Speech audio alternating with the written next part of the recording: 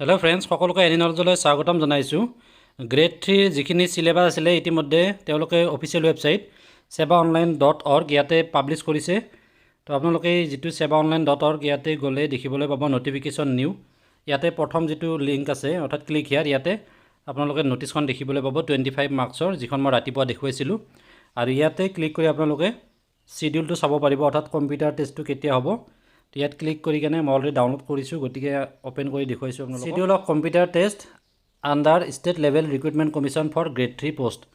ইয়াতে category 3 serial number 1 অনৰ পৰা up to 12 লৈকে ক্যাটেগৰি 3 দিয়া আছে ইয়াতে 21 12 অৰ্থাৎ 21 ডিসেম্বৰত হ'ব শিফট 1 2 3 তিনিটা শিফট আছে 21ত 9 বজাৰ পৰা ৰিপৰ্টিং টাইম হয় 9:30 লৈকে 9:30 পৰা 10:15 লৈকে एग्जाम तो अनुष्ठित হ'ব 45 मिनिट्स दिसे एदिনত তিনিটাকৈ শিফট হ'ব তো ইয়াতে 21 আৰু 22 তাৰ পিছত 23 আৰু 24 লৈকে ক্যাটেগৰি 3 ৰ एग्जाम বিলাক অনুষ্ঠিত হ'ব ইয়াৰ পিছত নেক্সট ক্যাটেগৰি 1 ৰ অনুষ্ঠিত হ'ব 26 ডিসেম্বৰৰ পৰা ক্যাটেগৰি 1 আপ টু 28 ডিসেম্বৰ লৈকে তো ইয়াতে দুদিনত এখিনি 26 আৰু 27 20 তিনি দিন লাগিব নেক্সট 29 ৰ পৰা ক্যাটেগৰি 2 তেওঁলোকৰ एग्जाम বিলাক অনুষ্ঠিত হ'ব 29 তে দুটা শিফটত এখিনি কমপ্লিট হ'ব যেটো ক্যাটেগৰি 2 ক্যান্ডিডেটছৰ সংখ্যা কম আছে গতিকে এখিনি 29 ডিসেম্বৰত কমপ্লিট হ'ব এতিয়া আপোনালোকক ডিটেইল সিলেবাস খিনি দেখুৱাম কি চাব লাগিব কম্পিউটাৰ টেষ্টত কি হ'ব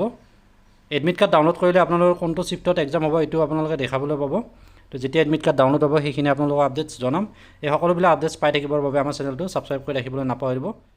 এতিয়া ইয়াতে যেটো নেক্সট লিংক আছে to download the syllabus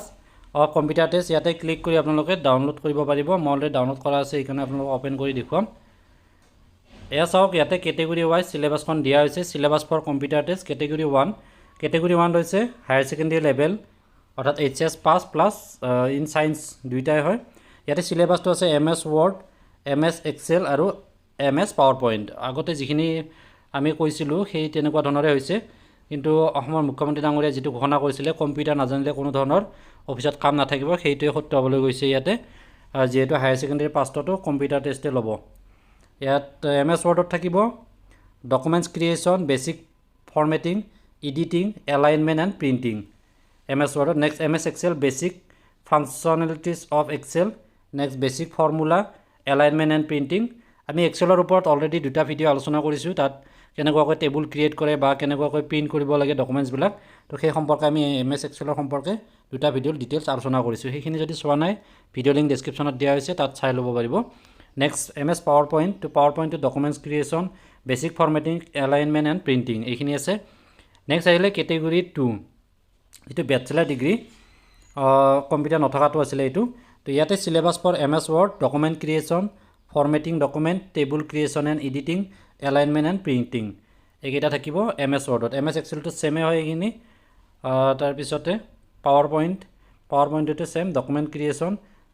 ইন্টাৰমিডিয়েটিং formatting তাৰ পিছতে এলাইনমেন্ট এণ্ড প্ৰিন্টিংটো সকলোৱে জানিব লাগিব পেজ ফৰমেট বিলাক কিদৰে কৰিব লাগে সম্পৰ্কে আমি এমএস এক্সেলখিনি আলোচনা কৰিছো আৰু ইয়াৰ পিছত এমএস পাৱাৰ পইণ্ট আৰু এমএস ওয়াৰ্ডৰ সম্পৰ্কে আমি আলোচনা কৰিম নেক্সট আহিলে category 3 degree with diploma in library science তো ইয়াতে এমএস ওয়াৰ্ডত থাকিব document creation and editing detail formatting references table creation and editing ইয়াৰ পিছতে creating numbered or bulleted list of and modifying characters next alignment and printing ইয়াৰ পিছত MS এক্সেলৰ সিলেবাসখিনি চাই লৈছো এক্সেলত থাকিব detail tables detail formula formatting and printing pivoting lookup methods using search and wizards next আহিলে syllabus for ms powerpoint তো powerpoint ত থাকিব document creation ইয়াৰ পিছতে detail formatting table chart alignment and printing গটে কেটাতে printing তো থাকিব alignment and printing গটিকে A4 সাইজত যদি print কৰিব দে কিদৰে প্ৰিন্ট কৰিব লাগে alignment তো কিদৰে চাব লাগিব এইখিনি আমি আলোচনা কৰিম এই সকলোবিলাক পাই থাকিবৰ বাবে আমাৰ চেনেলটো সাবস্ক্ৰাইব কৰি ৰাখিব ইয়াৰ পিছত আমি এমএস ওয়াৰ্ড এমএস এক্সেল আৰু এমএস পাৱাৰ পইণ্টৰ বিভিন্ন এক্সামত অহা কোৱেশ্চনবিলাক আমি আলোচনা কৰিম ধন্যবাদ